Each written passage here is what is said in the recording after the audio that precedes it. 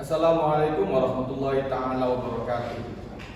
Di sini kelompok kami akan mempresentasikan tugas akhir semester mata kuliah Legal Opinion atau pendapat hukum yang diampu oleh dosen Ibu Dr. Anis Farida, Esos SH MSI. Pendapat hukum kami, legal opinion kami tentang analisis hukum mengenai kualifikasi tindak pidana pembunuhan dengan penganiayaan yang dilakukan oleh Pratu J terhadap pengamen berinisial D. Aspek hukum, pertanggungjawaban pidana, dan implikasinya terhadap keadilan dan perlindungan hukum. Anggota kelompok kami yang pertama terdiri dari Ibnu Reza Mubarok, Ari Rahmadani Fadila, Bayu Dewa, Muhammad Rafi Setia Pambudi, Nusratul Milah, dan saya sendiri Nazif Ali Murtado. Identifikasi fakta hukum. Yang pertama, Pratu J dangdutan dan mabuk-mabukan. Jadi Kapolres Metro Jakarta Pusat, Kombes Komarudin menjelaskan awalnya Pratu J dan rekan-rekannya itu nongkrong di Kota Tua, Jakarta Barat.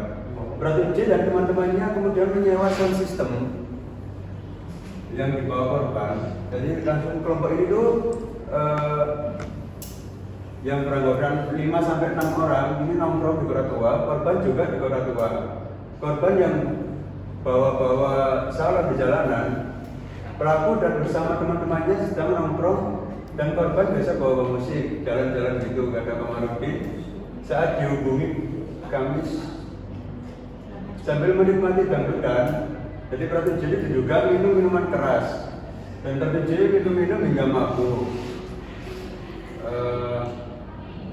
Dampak yang ditimbulkan oleh pembunuhan itu bisa mengakibatkan terjadinya gangguan mental organik, yaitu gangguan dalam fungsi berpikir, merasakan dan berperilaku. Mereka yang terkena DMO biasanya mengalami perubahan perilaku seperti misalnya ingin berkelahi atau melakukan tindakan kekerasan lainnya, tidak mampu menilai realitas, terganggu fungsi sosialnya dan terganggu pekerjaannya.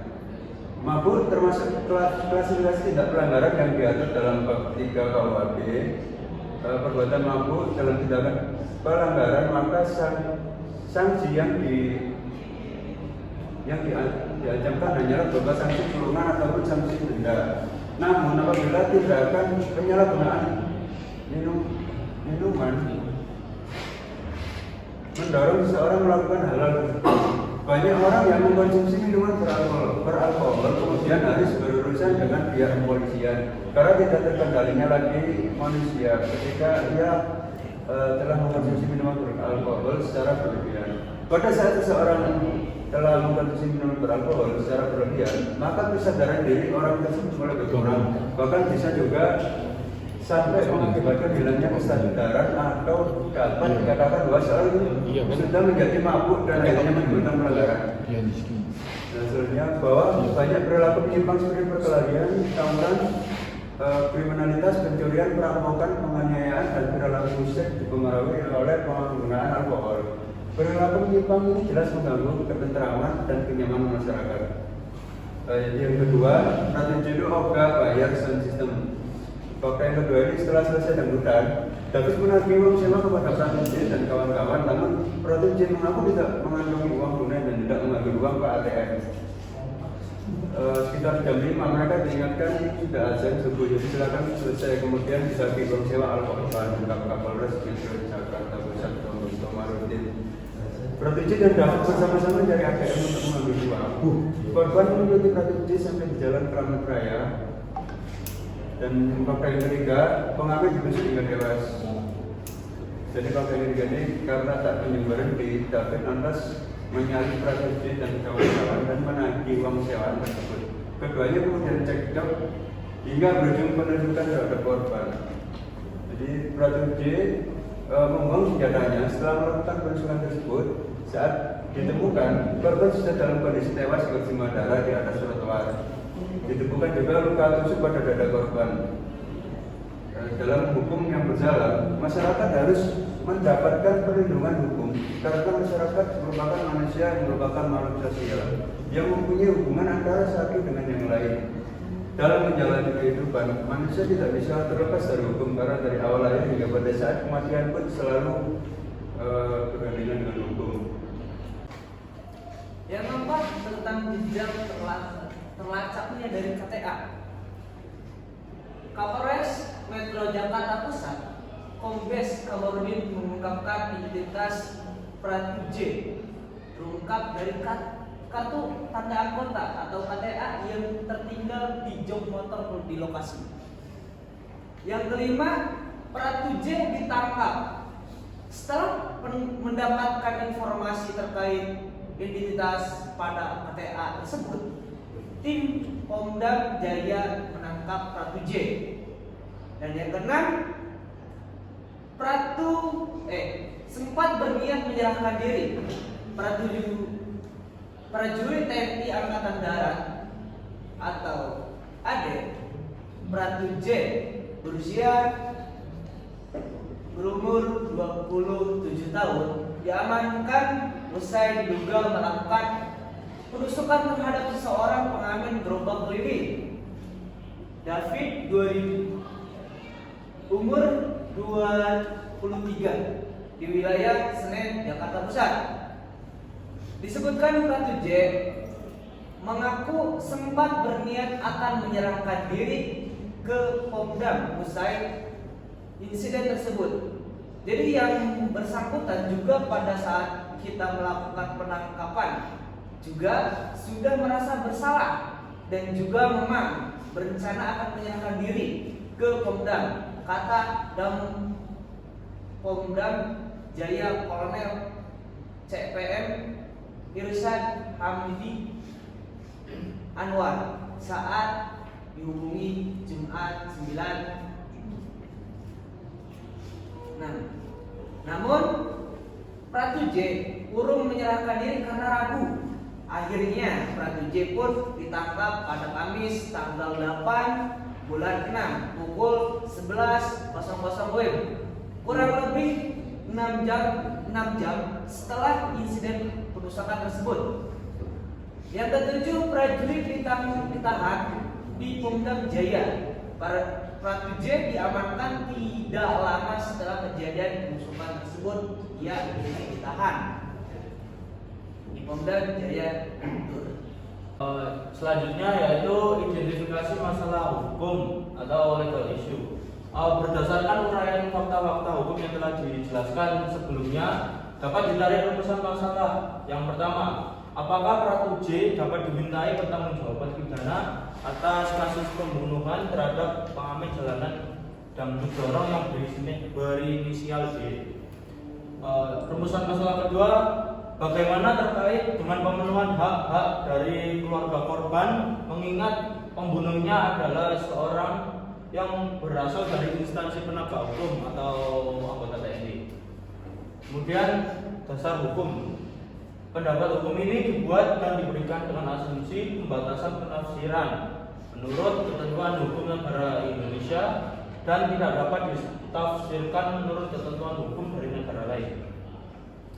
Analisis pendapat hukum yang diberikan didasari atas peraturan perundang-undangan yang berlaku di Indonesia.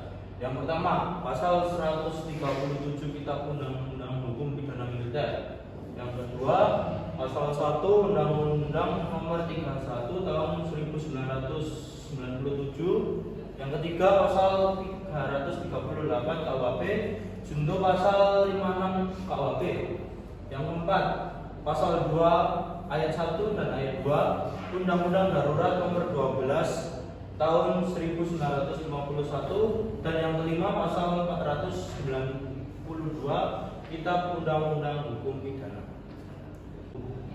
Baik, selanjutnya mengenai analisis dan pendapat hukum dari kelompok kami. Yang pertama mengenai pertanggungjawaban pidana Pratu J atas pembunuhan terhadap pengamen jalanan dangdut dorong yang berinisial D.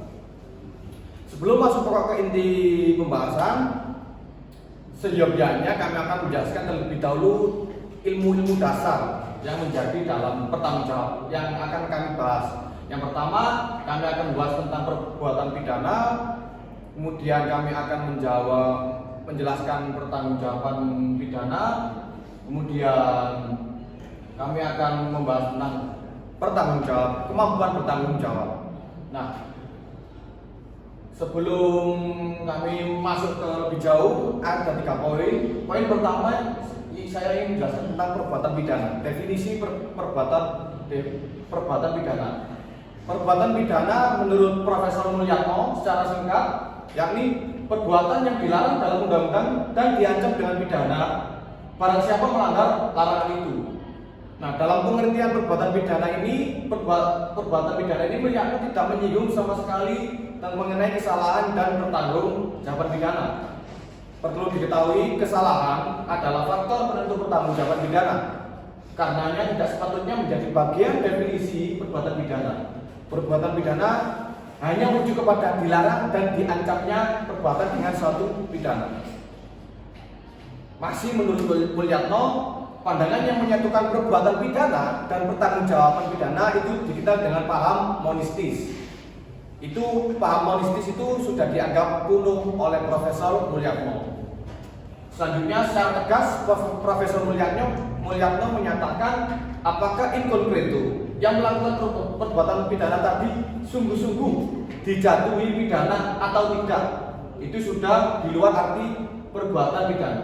Pandangan Profesor Mulyatno ini memisahkan antara perbuatan pidana dengan pertanggungjawaban pidana yang kita kenal dengan paham dualistis. Menurut hukum, tidak ada kesalahan tanpa melawan hukum yang kemudian diformulasikan sebagai berikut. Tiada pidana tanpa kesalahan, atau kalau dalam bahasa Jerman, Dienstraf Sonderschuld atau Dienstraf Onschuld atau dalam bahasa Jerman. Kemudian diformulasikan menjadi asas actus non facit reum nisi mens rea, atau biasa kita kenal disingkat dengan dalam bahasa Latin actus reus mens rea. Asas ini memang tidak tertulis dalam hukum yang tertulis, namun diakui dalam hukum Indonesia sebagai hukum yang tidak tertulis. Hukum pidana yang kita ketahui, hukum pidana fiskal itu tidak memakai kesalahan. Di sana kalau orang melanggar ketentuan, dia diberi pidana, denda atau rampas. Asas tersebut merupakan dasar pertanggungjawaban pidana dan tidak ditemukan dalam undang-undang. Ada juga postulat lain yang berbunyi nemo punitur sine injuria facto seu defaulta. Artinya tidak ada seorang pun yang dihukum kecuali ia telah berbuat salah. Kemudian yang kedua, mengenai definisi pertanggungjawaban pidana. Di sini kami mengutip pendapat dari Van Hemel mengenai pengertian pertanggungjawaban. Berikut penjelasan menurut Van Hemel yang sebelumnya di dalam buku itu masih dalam bahasa Belanda, kami terjemahkan sebagai berikut. Pertanggungjawaban adalah suatu keadaan normal psikis dan kemahiran yang membawa 3 macam kemampuan. Yang pertama, mampu untuk mengetahui makna serta akibat sungguh-sungguh dari perbuatan-perbuatan sendiri. Yang kedua, mampu untuk menginsafi bahwa perbuatan-perbuatan tersebut bertentangan dengan ketertiban masyarakat. Kemudian yang ketiga, mampu untuk menentukan kehendak untuk berbuat. Sedangkan menurut Simons, definisi mengenai pertanggungjawaban pidana sebagai berikut. Dasar adanya tanggung jawab dalam hukum pidana adalah keadaan psikis tertentu pada orang yang melakukan perbuatan pidana dan adanya hubungan antara keadaan tersebut dengan perbuatan yang dilakukan yang sedemikian rupa sehingga orang itu dapat dicela karena perbuatan tadi. Per definisi pertanggungjawaban pidana, dasar adanya tanggung jawab dalam hukum pidana yang dikemukakan oleh Simons itu ditarik beberapa kesimpulan. Yang pertama, keadaan psikis dan jiwa seseorang. Kemudian yang kedua, hubungan antara keadaan psikis dan perbuatan yang dilakukan. Kemudian yang ketiga, definisi mengenai kemampuan bertanggung jawab. Elemen pertama dari kesalahan adalah kemampuan bertanggung jawab atau Torekening Svatbarhen. Dalam memberikan definisi terkait pertanggungjawaban pidana, seperti yang saya utarakan di atas sebelumnya, Van Hemel itu memberi tolak ukur parameter mengenai kemampuan bertanggung jawab. Itu ada 3. Yang pertama, mampu memahami sungguh-sungguh akibat dari perbuatannya. Kemudian yang kedua, mampu menginsafi bahwa perbuatan tersebut bertentangan dengan ketertiban masyarakat. Kemudian yang ketiga, mampu untuk menentukan kehendak berbuat. Nah, ketika kemampuan ini bersifat kumulasi atau kumulatif, artinya satu saja kemampuan bertanggung jawab tidak terpenuhi, maka secara mutatis mutandis seseorang dianggap tidak dapat dipertanggungjawabkan. Nah, kemampuan bertanggung jawab ini secara normatif diatur dalam Kitab Undang-Undang Hukum Pidana Lama, yakni di dalam pasal 44 KUHP, yang berbunyi pada pokok intinya yang ayat pertama, barang siapa melakukan perbuatan yang tidak dapat dipertanggungjawabkan padanya disebabkan karena jiwanya cacat dalam tubuhnya atau terganggu karena penyakit, itu tidak dipidana. Kemudian yang kedua, jika ternyata bahwa perbuatan tidak dapat dipertanggungjawabkan padanya disebabkan karena jiwanya cacat dalam tubuhnya atau terganggu karena penyakit, maka hakim dapat memerintahkan supaya orang itu dimasukkan ke dalam rumah sakit jiwa paling lama 1 tahun sebagai masa percobaan. Kemudian yang ketiga, ketentuan tersebut dalam ayat 2 hanya berlaku bagi MA, pengadilan tinggi dan pengadilan negeri. Pada pokok intinya 3 ayat ini dalam pasal 44 intinya orang gila, orang yang cacat dari segi akal tidak dapat dipidana. Justru bukan dipidana penjara, dipidana denda, melainkan harus orang gila ini harus dibawa ke rumah sakit. Nah, sudah jelas bahwa berdasarkan ketentuan pasal 44 ini bisa saya tarik beberapa kesimpulan. Yang pertama, kemampuan bertanggung jawab itu dilihat dari sisi keadaan dan akal jiwa yang cacat pertumbuhan atau terganggu karena penyakit. Kemudian yang kedua, penentuan kemampuan bertanggung jawab dalam konteks yang pertama itu harus dilakukan oleh seorang psikiater. Kemudian yang ketiga, ada hubungan kausal antara keadaan jiwa dan perbuatan yang dilakukan. Yang keempat, penilaian terhadap hubungan tersebut merupakan otoritas hakim yang akan mengadili perkara. Hakim yang akan menilai. Kemudian yang kelima, sistem yang dipakai dalam KUHP adalah deskriptif normatif, karena di satu sisi menggambarkan keadaan jiwa oleh psikiater, namun di sisi lain secara normatif hakim akan menilai hubungan antara keadaan jiwa dengan perbuatan yang dilakukan. Kemudian ada 3 metode. Kan tadi kemampuan bertanggung jawab, dan yang selanjutnya otomatis kemampuan tidak bertanggung jawab sebelum masuk pokok analisis kasus Pratu J, pembunuhan Pratu J. Nah, ini metode menentukan ketidakmampuan bertanggung jawab ini ada 3, ya ada 5 kayaknya. Yang pertama itu metode biologis yang dilakukan oleh psikiater. Jika psikiater itu telah menyatakan seseorang itu tidak menyatakan sakit jiwa, maka tidak dapat dipertanggungjawabkan secara pidana. Hal ini karena seorang yang gila atau sakit jiwa tidak memiliki kehendak sesuai atau sesuai adagium furiosia nolla voluntas est. Kemudian yang kedua, metode psikologis yang menunjukkan hubungan antara keadaan jiwa yang abnormal dengan perbuatannya. Nah, metode ini tuh mementingkan akibat jiwa terhadap perbuatannya sehingga dapat dikatakan tidak bertanggung jawab dan tidak dapat dipidana. Kemudian yang ketiga, metode biologis psikologis. Selain memperhatikan keadaan jiwa, juga dilakukan penilaian hubungan antara perbuatan dengan keadaan jiwa untuk dinyatakan tidak mampu bertanggung jawab. Saat ini metode biologis dan psikologis yang digunakan untuk menentukan apakah seorang mampu bertanggung jawab atau tidak mampu untuk bertanggung jawab. Yang keempat, kami masuk ke pokok pembahasan, yakni analisis kami mengenai kasus pembunuhan yang dilakukan oleh Pratu J, yang otomatis kami kaitkan dengan teori-teori yang sudah saya jelaskan di atas. Teori perbuatan pidana, teori pertanggungjawaban pidana, teori kemampuan bertanggung pidana, dan teori ketidakmampuan bertanggung pidana. Kemudian ini secara sederhana kami memahami bahwa Pratu J ini dapat dimintai pertanggungjawaban pidana karena pasal 44 secara teoretik, pasal 44 ini tidak memasukkan keadaan mabuk, tidak dimasukkan keadaan mabuk dalam pasal 44 ini. Maka itu secara singkat pasal 44 ini cuma menjelaskan kemampuan tidak bertanggung jawab, yakni dalam keadaan jiwanya sakit atau cacat. Nah, alasan apa dapat dimintai pertanggungjawaban pidana menganalisis kasus Pratu J. Yang pertama, kami simpulkan pertama, Pratu J saat membunuh dengan cara menusuk menggunakan senjata tajam terhadap korban yang berinisial D, yakni David yang berumur 23 tahun, tidak mengalami jiwa yang cacat. Pratu J tidak mengalami jiwa yang cacat, baik dari cacat mental bawaan atau idiot, atau terganggu karena penyakit. Pratu J pada saat itu sudah menjadi anggota militer. Seharusnya otomatis kalau sudah menjadi anggota TNI, Pratu J otomatis tidak dinyatakan dalam keadaan gila atau cacat secara bawaan.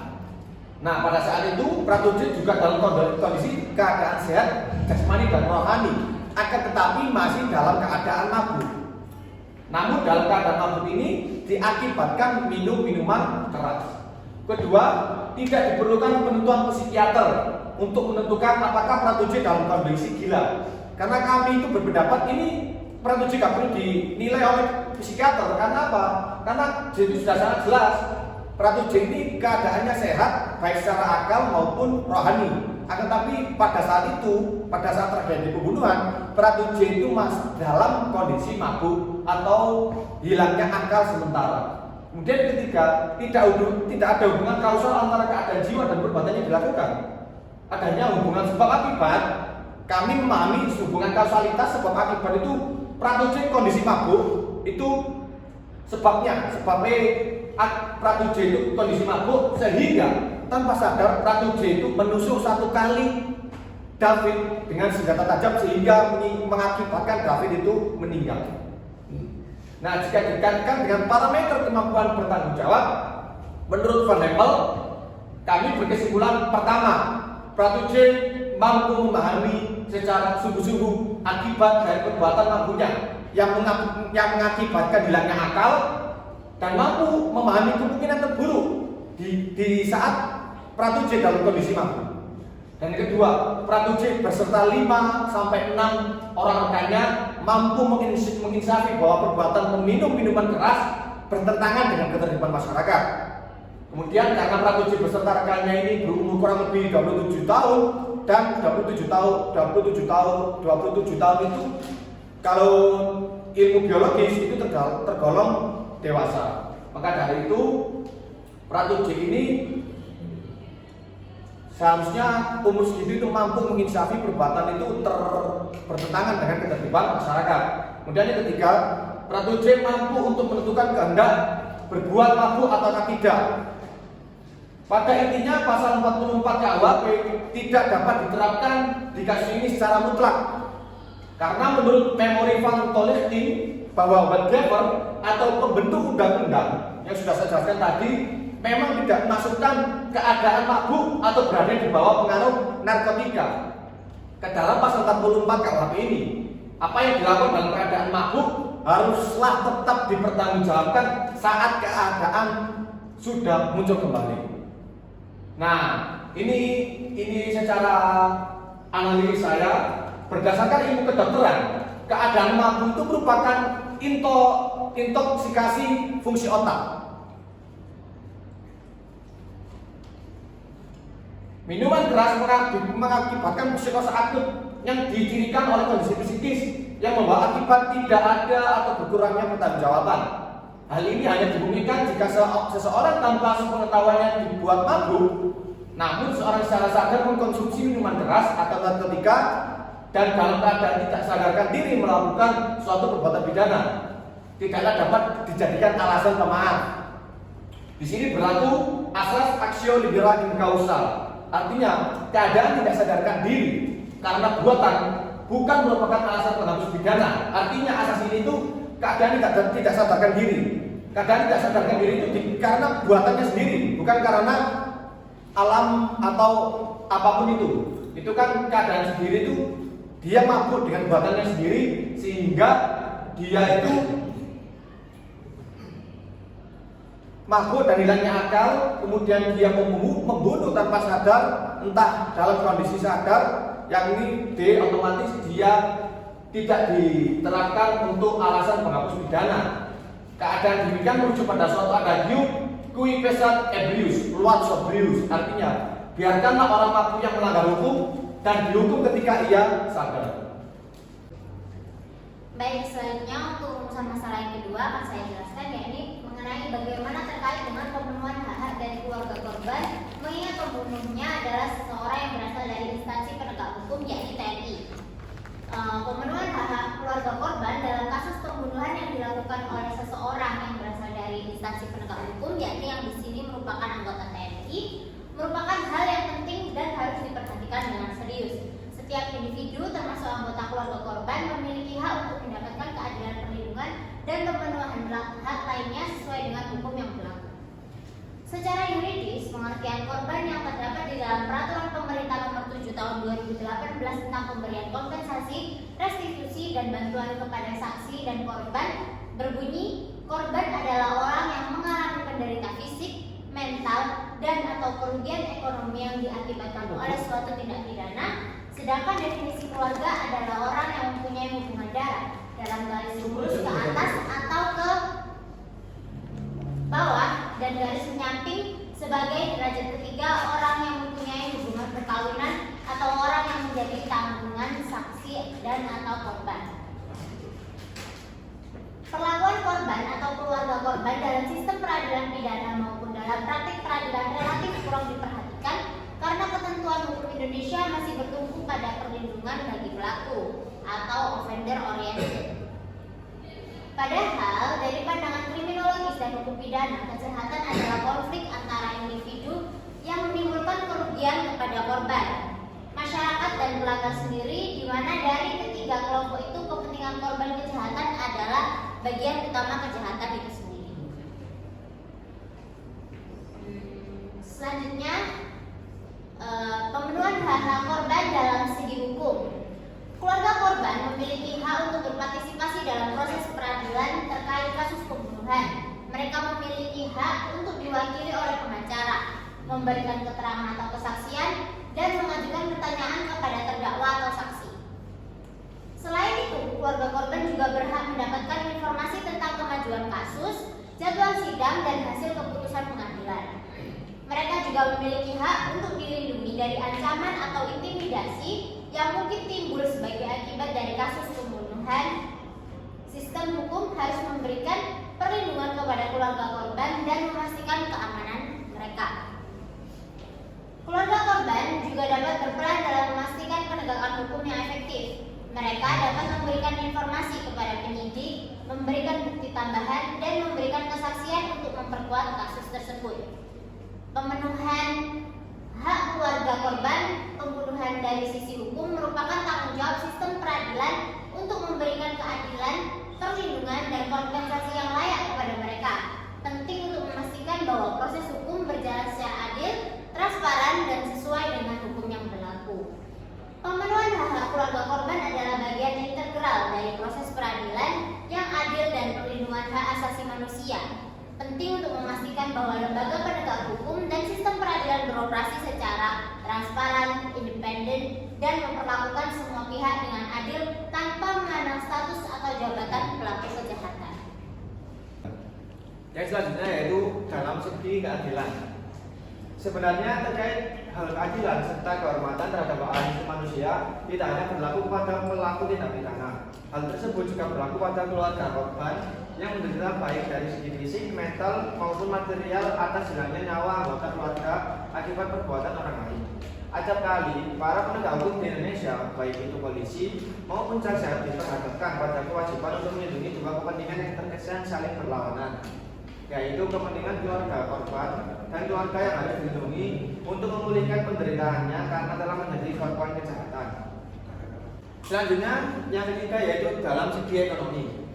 Jika ditelisik menurut segi ekonomi, korban penusukan yang dilakukan oleh oknum TNI berinisial Pradu J merupakan seorang pengamen yang dapat disimpulkan bahwasanya ekonomi si korban sangatlah kurang berkecukupan. Tidak hanya itu, korban juga masih berusia muda dan produktif. Menurut berita yang beredar, korban masih berusia 23 tahun. Korban juga mesti menghidupi keluarganya. Akibat dari perbuatan produksi ini sangatlah besar, jadi demi memberikan keadilan meskipun tidak bisa mengembalikan nyawa yang telah hilang, produksi diharapkan dapat memberikan kompensasi terkait perbuatannya yang mengakibatkan meninggalnya korban D kepada keluarganya. Dari segi sosial, Pratu J sangatlah tidak mencerminkan perbuatan seorang prajurit. Dia bukannya menjaga marwahnya sebagai anggota TNI, malah melakukan perbuatan yang dilarang seorang prajurit TNI, yaitu membunuh sehingga mengakibatkan meninggalnya seseorang. Hal ini juga dapat dikorelasikan kepada tugas, hak, serta kewajiban seorang anggota TNI sesuai dengan pasal Undang-Undang Nomor 34 Tahun 2004 tentang Tentara Nasional Indonesia, pasal 7, menegakkan kedaulatan negara, mempertahankan keutuhan wilayah negara kesatuan Republik Indonesia yang berdasarkan Pancasila dan Undang-Undang Dasar Negara Republik Indonesia tahun 1945, melindungi segenap bangsa dan seluruh umat Indonesia dari ancaman dan gangguan terhadap keutuhan bangsa dan negara. Jadi, dengan melakukan pembunuhan, setelah tugas dinas itu saja sudah melanggar tugas pokok seorang TNI, apalagi disertai dengan tindak-tindak lain yang mengakibatkan meninggalnya seseorang. Selanjutnya yaitu terkait pemenuhan hak-hak terhadap saksi dan korban. Ini telah diatur berdasarkan Undang-Undang Nomor 13 Tahun 2006 tentang perlindungan saksi dan korban, yaitu dalam pasal 5 sampai pasal 10. Hal seorang saksi atau korban yaitu yang pertama, hak memperoleh perlindungan atas keamanan pribadi, keluarga, dan harta bendanya. Kemudian hak ikut serta dalam proses memilih dan menentukan bentuk perlindungan dan hubungan keamanan. Kemudian hak mendapatkan informasi mengenai perkembangan kasus, hak mendapatkan informasi mengenai putusan pengadilan, hak mengenai dalam hal terpidana dibebaskan, hak mendapatkan nasihat hukum, lalu hak memperoleh bantuan biaya hidup sementara sampai batas waktu perlindungan berakhir, kemudian hak atas kompensasi, hak atas restitusi, dan atau yang terakhir hak tidak dapat dituntut secara hukum baik pidana maupun perdata atas laporan kesaksian yang akan sedang atau tidak diberikannya. Baik, selanjutnya mengenai kesimpulan dan rekomendasi lebih tepatnya dari kami. Selaku kami ini teman-teman kita kan seorang ahli hukum lah, saksi ahli hukum. Nah, kesimpulan dari kami, definisi dari pertanggungjawaban pidana menurut Van Hempel tadi sudah dijelaskan secara rinci dan detail. Pertama, itu mampu secara sungguh-sungguh akibat dari perbuatannya. Yang kedua ini menginsafi bahwa perbuatannya ini bertentangan dengan ketertiban masyarakat. Kemudian yang ketiga, mampu untuk menentukan kehendak dan berbuat. Nah, ketiga kemampuan ini yang bersifat kumulasi, artinya satu kemampuan saja tidak terpenuhi, maka tidak dapat dimintakan pertanggungjawaban pidana.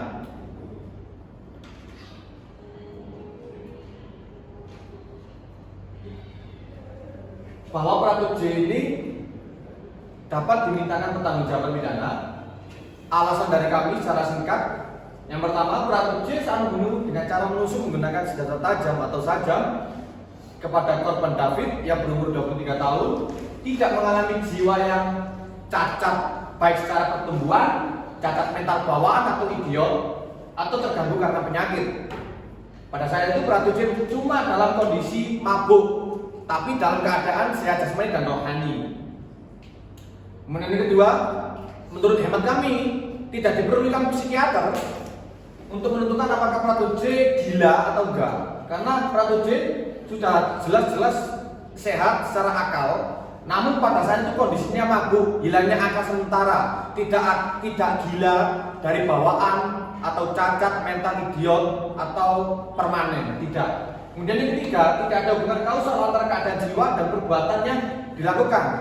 Adanya hubungan sebab akibat, cuma dari pandangan kami Pratu J ini kondisinya mabuk, sehingga dalam kondisi mabuk Pratu J ini menusuk satu kali D sehingga D ini sampai tewas. Nah, parameter kemampuan bertanggung jawab ini saya tarik dari pendapat menurut Van Hempel. Ini kami kesimpulan. Yang pertama, Pratu J memahami memahami secara sungguh-sungguh bahwa perbuatannya ini perbuatan mabuk itu otomatis kan hilangnya akal. Dan mampu memahami kemungkinan terburuk ketika dia dalam kondisi keadaan mabuk. Pratu J ini seharusnya memang paham bahwa semisal bahwa kondisi mabuk, hilangnya akal, kemungkinan terburuk dari kondisi hilangnya akal, yakni bisa berbuat tercela atau berbuat yang tidak dikehendaki dari seorang Pratu J sendiri.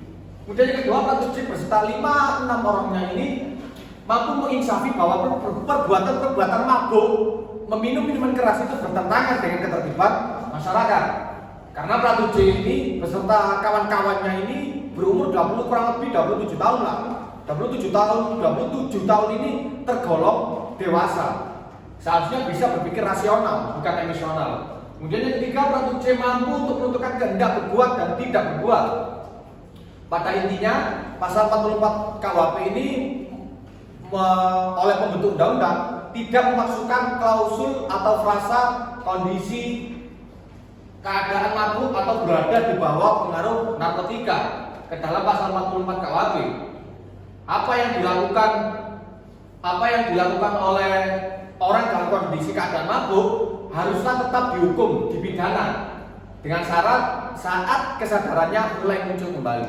Kemudian yang keempat, berdasarkan kedokteran, keadaan mabuk ini merupakan intoksikasi fungsi otak. Minuman keras itu mengakibatkan psikosa akut yang dicirikan oleh kondisi psikis yang membawa akibat tidak ada atau berkurangnya pertanggungjawaban. Hal ini hanya dimungkinkan jika seorang tanpa sepengetahuannya dibuat mabuk, namun seorang yang secara sadar mengkonsumsi minuman keras atau narkotika, namun seorang ini dalam keadaan tidak sadar diri melakukan suatu perbuatan pidana. Intinya, seorang ini sadar akan perbuatannya. Kalau meminum minuman keras ini bakal hilangnya akal.